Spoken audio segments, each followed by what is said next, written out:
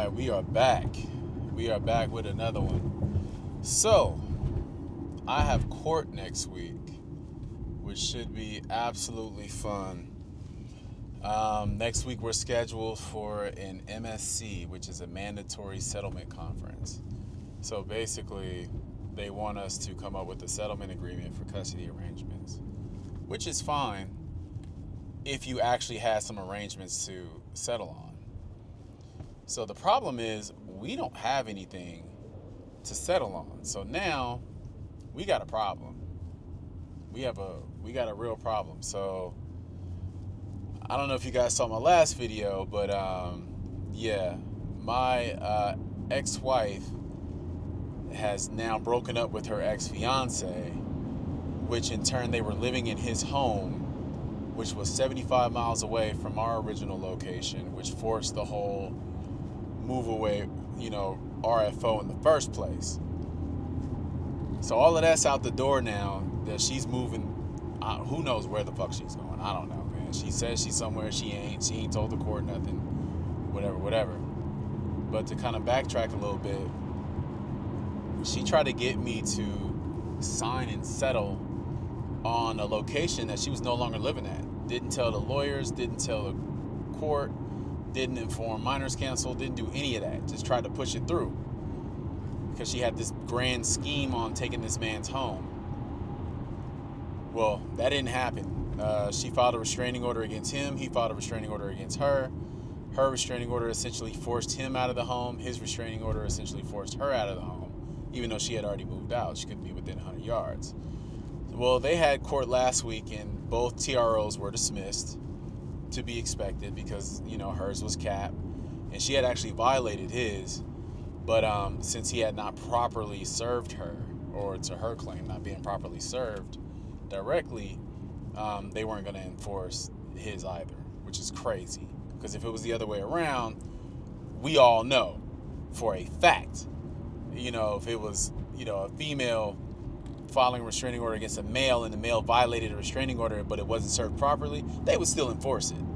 But it is what it is, right? We know what we're dealing with. So, bottom line, we're in a scenario to where we can't settle because there's nothing to settle on. And she tried to play me and get me to sign for something that was not even legitimate. So, essentially, we spent the whole year in and out of court for a move away order only to find out that she ain't even living there no more. So it's like, okay, here we go. So now we got court next week. I think the biggest thing for me is you guys got all these restraining orders and you got all these claims of domestic violence and all of this stuff going on, to where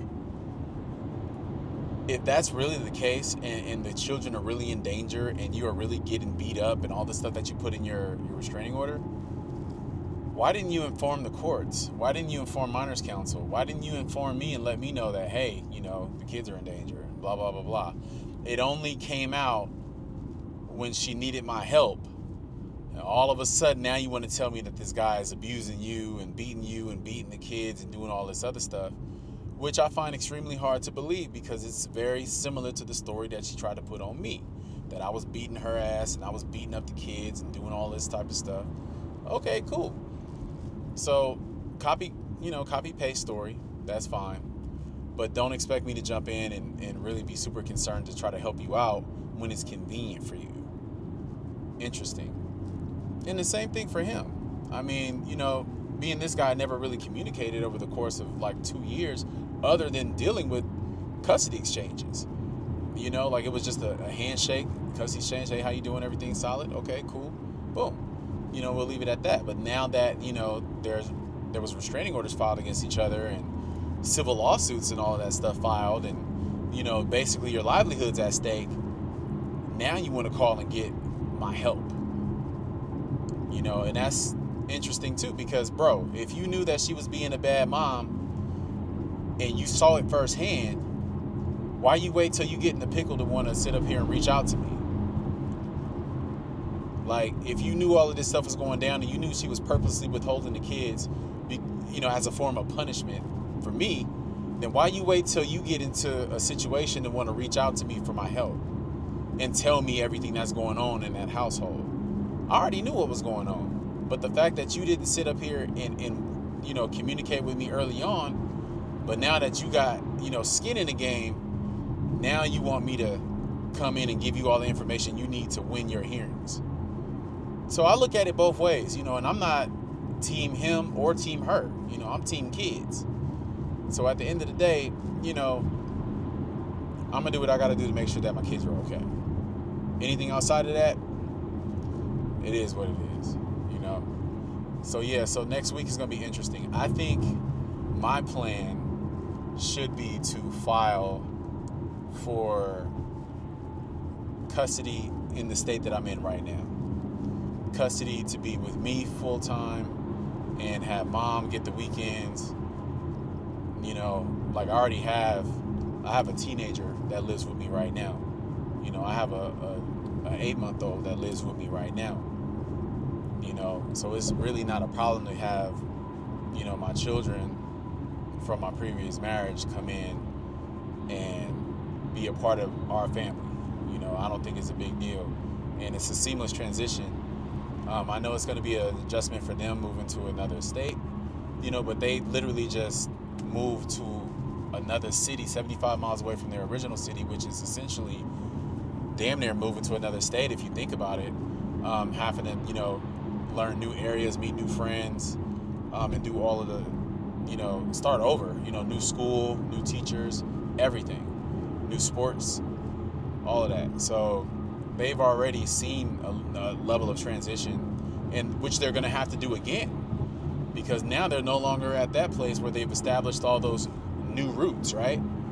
So if they got to do another move, then why not do it with me, where it's stable, where it's consistent, and there's not going to be no TROs and all this extra stuff going on, where we're actually going to focus on the children and make sure that they're, that their plans are in place and that they have a pathway to success versus,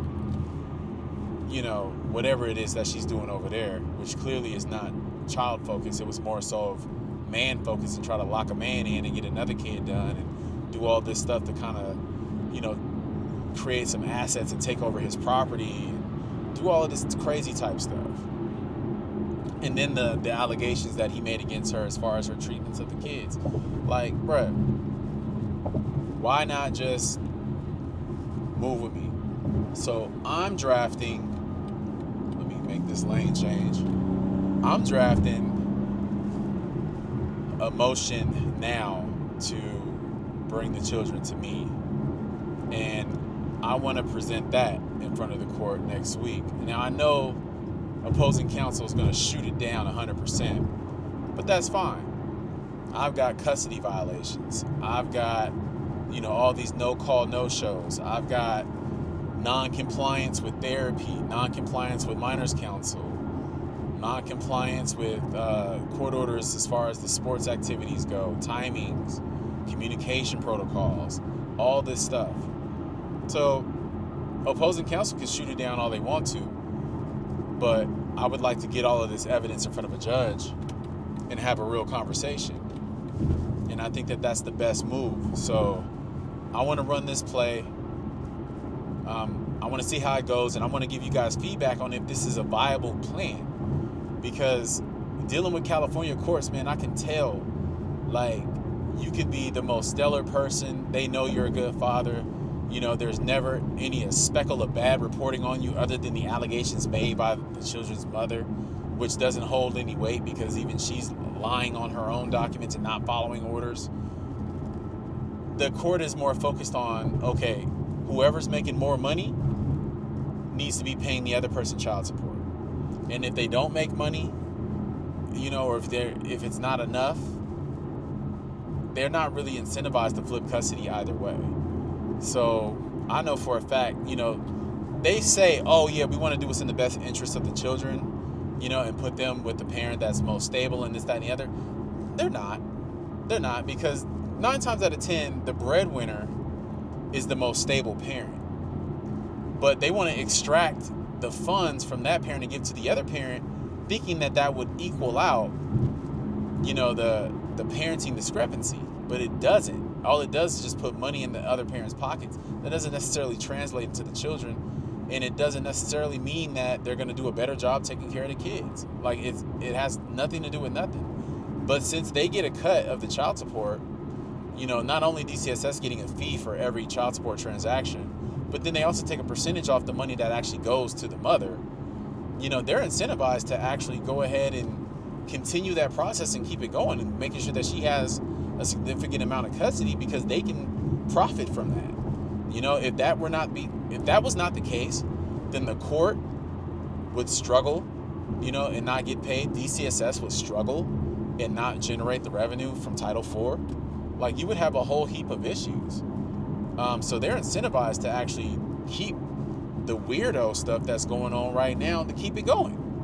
Because if it flips and you've got the breadwinner with the kids, there's no need for child support, or you can sit up here and try to petition for child support from the other parent, but it's not going to be much. It's a percentage of their income. And so, a same percentage of a smaller piece is, small. So they're not going to want to flip custody and give custody to a parent that's making a significant amount more than the other parent if they can't benefit from it. So it's going to take an extreme case in order to pull it off. And mind you, I have over 30 custody violations. I have dozens of incidents in where mother is being completely egregious and against court orders. Like, not just, being a bad person. Like, she's literally breaking court orders. Like, stuff that we just get put in place, she breaks it the following day. And I have all of this. And so instead of me just, filing contempt and her getting a little slap on the wrist and a little fine and some community service, I want to leverage this as a motion to flip custody, because I think that that's what's necessary at this point. Like, the kids that I have with me, my children are stable. They've always been stable. The children that I have from that previous marriage, they're not stable. And they're my kids. I love them like crazy, and I just realized that they're not in a good space right now, mentally, physically, and emotionally. Like, they're all messed up. So that's gonna be my plan. I'm gonna go ahead and see if I can file this motion. I'm gonna see if my lawyer actually wants to get on and put it all together. I'm gonna send her all the info, but if she don't get it together before our court date, then I'm gonna really know, where her level of effort is at, and I can really start making some decisions there. Because like I told you guys before, I have another lawyer in queue, waiting just for me to just drop a retainer, and we can go ahead and get started. So, and then she's a pit bull. I've seen her in court actively, and that's what made me pull her to the side and grab her information. And I'm like, whoa, I've never seen nothing like this before. She's a monster, and I think that, she's not cheap, but I think that she's very effective in what she does. And so I want to be a part of that. So yeah, I'll let you guys know how it goes. I'll actually document, or I'll just vlog the day of the court hearing, kind of like what I did before. But since I got a better camera, better mics, just trying to do my YouTube thing a little bit better, I'll go ahead and document that and see what we can put together for you guys, just to give you some insight on if this strategy actually works. And if it does, I'm going to have all the notes and documentation for it. So that way you guys can, take a page out of this playbook and use it, as needed. And that's the goal. Like, we're not communicating enough as men to go ahead and fight back against, women who want to keep us away from our children, and then a system that's incentivized to tax us and penalize us for, being a good parent. So, hey, it is what it is. You guys, let me know what you think. Drop some notes in the comments. I will be reading them. I will be responding. I love you guys. I appreciate you guys, man. I'll talk to you guys soon.